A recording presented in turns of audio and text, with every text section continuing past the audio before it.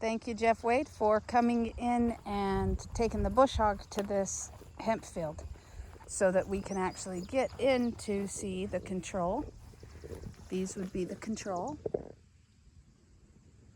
in the middle of all these weeds. See, this is why they would use an herbicide, is to try and kill what's going on here that would be seen as inhibiting the growth of this hemp, which would make total sense if you're just looking at it, because right now these weeds are overtaking the hemp in the control plot.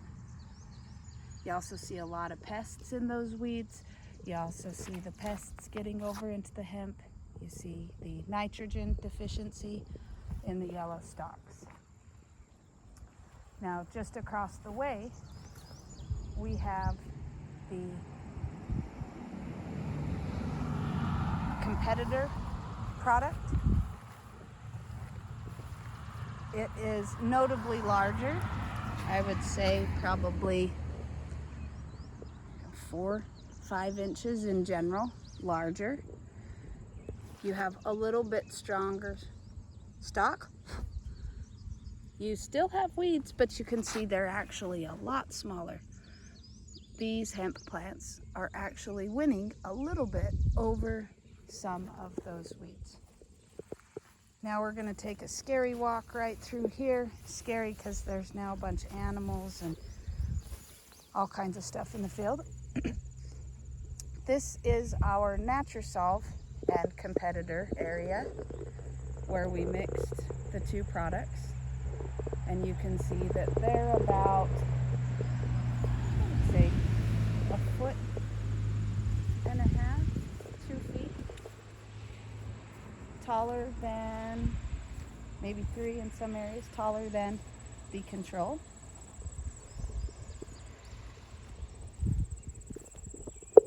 The hemp, where you see the Natura Solve and the competitor mix,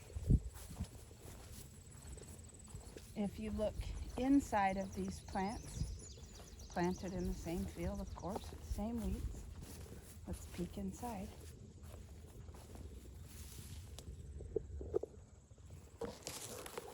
See how clear a lot of that ground is? There's some grasses, but they're not those tall, bushy plants winning.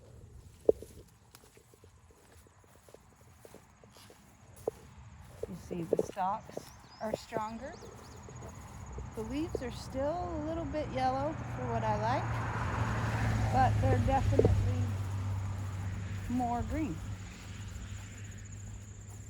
And now, here's our flag. We did have to cut. I don't want you on me. Okay, got to a safe spot. Can you go? Thanks. These are the Natura Solve treated plants. So Jeff was pointing out this morning that height is definitely not king in all things, and I do get that.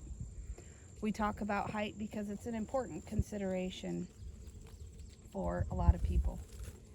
Look in here. First thing we're going to look at is the lack of grasses and weeds, but not the lack of life.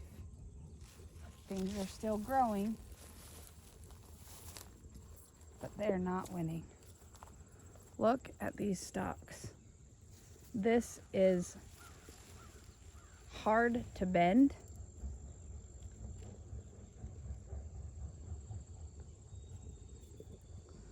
This is about 3 feet taller than I am. This one, Jeff was talking to me about how purple some of these stalks are. Look how purple that one is becoming. We're going to take a look at that. Healthier, naturally resistant to the plants around it taking up too much. Otherwise they wouldn't be growing. And I couldn't even reach the top of that one over there if I tried. The spiders are happy. The beetles are happy, but not destroying the plants. The Brix level will be higher on these than other plants, giving it natural resistance to the pests that otherwise might inhibit their movement. This is the actual forest at the bottom. This is crazy to me how thick and lush the temperature drops when you get closer to these. These are just, I mean, it's like a tree.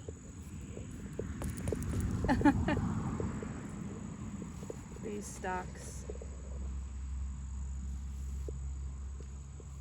these leaves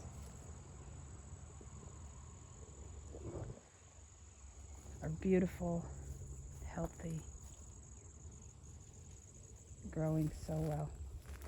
Jennifer Lynn here in the hemp fields. We start welcoming new arrivals today and all through the next few days. If you want to learn more about what we're doing, head over to Clean Tech Island on YouTube and hit subscribe, or put your information into the lead form at bugsatwork.com. Bugsatwork.com is a platform where we'll be showing what happens when you get microbes and life kicked back into gear.